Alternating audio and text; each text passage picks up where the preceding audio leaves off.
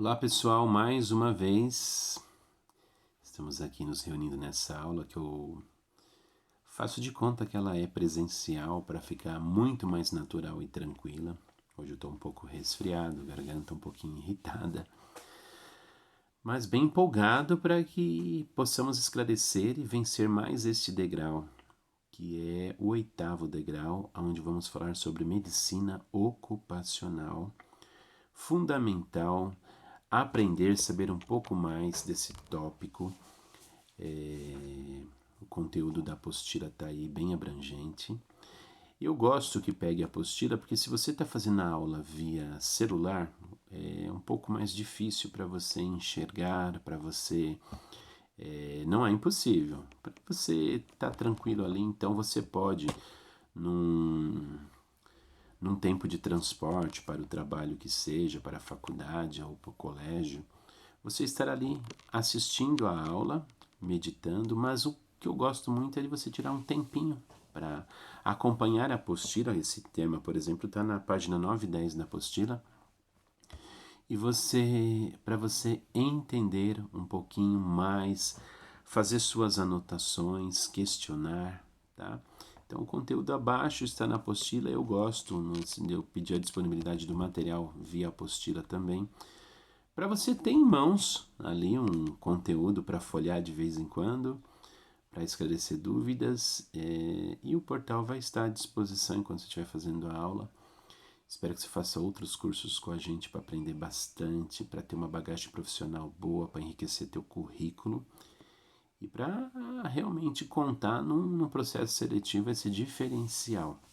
Uma colocação feita sobre o nosso certificado. O nosso certificado, ele pode ser impresso após conclusão do curso, porém você também pode fazer uma solicitação que ele seja enviado via correio. Claro, ele vai ser um certificado um pouco mais bonitinho, porque nós vamos mandar no papel crochê, com os dados de tudo que foi feito. Tem o custo adicional para isso, não é obrigatório, vai estar assinado pela empresa e por mim, instrutor. Isso vai contar muito numa entrevista, o que você aprendeu. Então, também tem essa disponibilidade pós-curso de você pedir, pede via e-mail, contato@nubrae.com.br, solicitando que o seu certificado seja enviado via correio. Então, vai no envelope nosso, vai o certificado bonitinho, assinado, tá bom? Aí é de acordo com o que você achar melhor, tá bom? Ajude-nos também a divulgar os nossos cursos, para a gente ter a disponibilidade de sempre estar melhorando, aprimorando e conhecendo mais pessoas. Aula 8, módulo 8, a primeira aula, é a única aula, página 9 e 10 da apostila. Medicina ocupacional, na realidade, é uma empresa que nós, como empresa, contratamos que tenha médico, engenheiro, técnico de segurança do trabalho, enfermeiro, que possam dar suporte com relação àquilo que existe exigência na CLT, bem como respaldado pela CLT, Consolidação das Leis do Trabalho, e o livro NR, Normas Regulamentadoras, que normalmente é um material de apoio para os próprios médicos de área ocupacional, de medicina ocupacional, enfermeiros, técnicos em segurança do trabalho. Então, nós temos esse respaldo nas próprias NRs. Existe um documento chamado PGR, Programa de Gerenciamento de Riscos, e existe o PCMSO, que ele dá respaldo a essa parte de exames médicos. Então, o funcionário vai ser admitido, ele precisa passar por um exame médico, que é para gerar o ASO, Atestado de Saúde Ocupacional.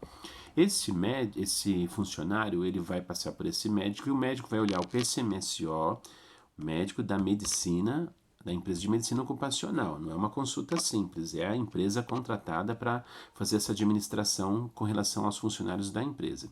Ele vai lá ver, o funcionário ele é da área administrativa, desculpa, é um auxiliar de escritório. Quais são os exames que ele tem que fazer de acordo com o PCMSO, o documento PCMSO, Programa de Controle de Medicina e Saúde Ocupacional?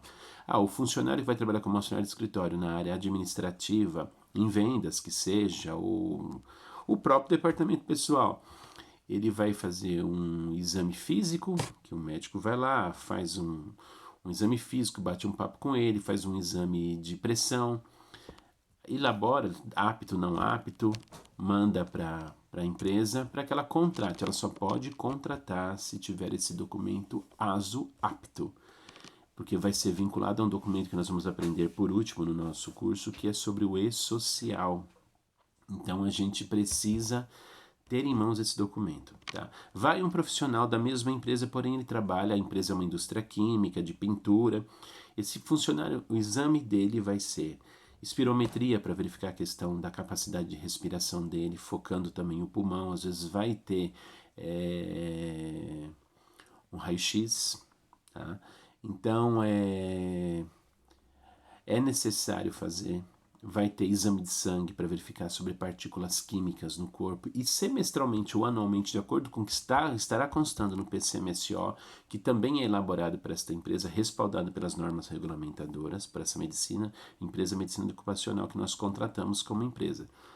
Ele vai lá ver, ó, você volta daqui 6 meses, você volta daqui 1 ano, a própria empresa vai dar a direção para as empresas, para a empresa, sobre a periodicidade desses exames. Então tem que fazer exame, é periódico, então tem o ASO, admissional, o periódico, enquanto o profissional está trabalhando na empresa, e tem o ASO demissional. Desligou o funcionário, eu até aconselho, antes de desligar, faz os exames, que ele é válido por 60, 90 dias, já vê se está tudo ok, daí depois disso você vai e desliga o funcionário.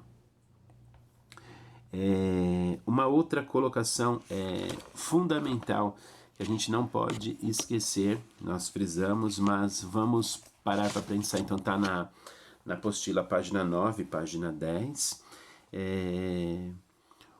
O exame periódico, ele na realidade passa a ser um termômetro do ato de quando o funcionário começou a trabalhar, no ato da admissão, e o periódico vai verificar, ó, ele está trabalhando com a gente numa área química, ele usa máscara de proteção respiratória, ele usa protetor auricular para questão de barulho, ele usa uniforme, capa, luva, bota. Então, no PCMSO atrelado ao PGR, Programa de Gerenciamento de Risco, que é um outro documento, vai estar determinando periodicidade de exames,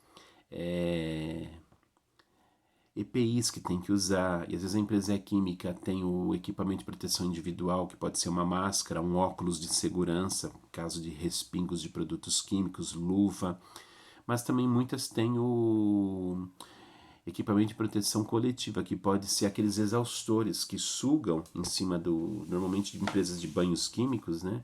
Sugam os vapores para evitar ao máximo o contato com o funcionário. Uns têm umas pastas que passam na mão, que é de proteção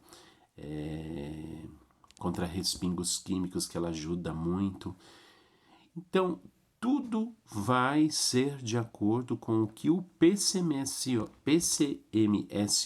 Programa de Controle de Medicina e Saúde Ocupacional, vai dizer. Então, a empresa montou, a empresa vai ter funcionário, ela tem que contratar uma empresa para desenvolver esse PCMSO com laudos, e isso também vai favorecer posteriormente o PPP, Perfil Profissiográfico Previdenciário. Antigamente, nós vamos aprender mais à frente, era um SB40, um funcionário quando ia se aposentar procurava a empresa e para levantar esse laudo SB40. Hoje em dia, quando você vai desligar o funcionário, nós vamos aprender mais à frente, tem esse PPP que é entregue no ato, porque aconteceu muitos casos da pessoa ir se aposentar, procurar a empresa e a empresa ter falido, mudado de local, então tinha essa dificuldade. Então, graças a Deus, o sistema previdenciário adaptou-se, atualizou-se e criou o PPP. O PPP ele vai ser elaborado, impresso, entregue no ato da rescisão, tendo por base dados do PCMSO, laudos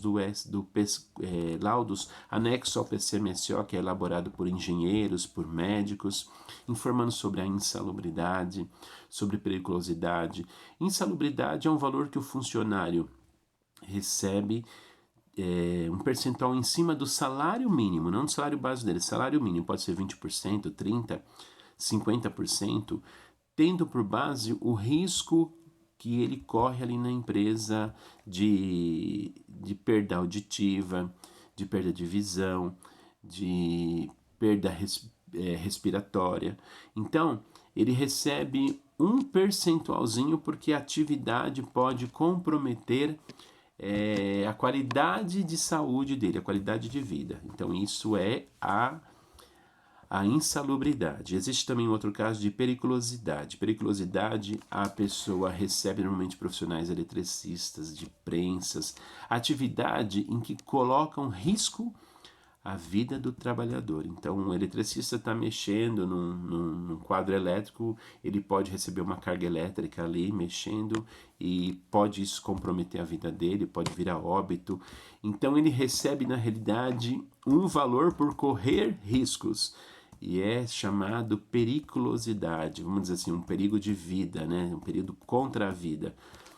Então, o profissional pode ter insalubridade, receber insalubridade, periculosidade? Não, ou um ou outro. Então, normalmente, o que é mais vantajoso financeiramente para a empresa. Então, tudo isso de insalubridade e periculosidade é com base no PCMSO que a empresa vai definir, PCMSO e PGR, se com informação dada lá dado por um engenheiro do trabalho, médico do trabalho, dizendo a empresa tem que pagar insalubridade de tantos por cento.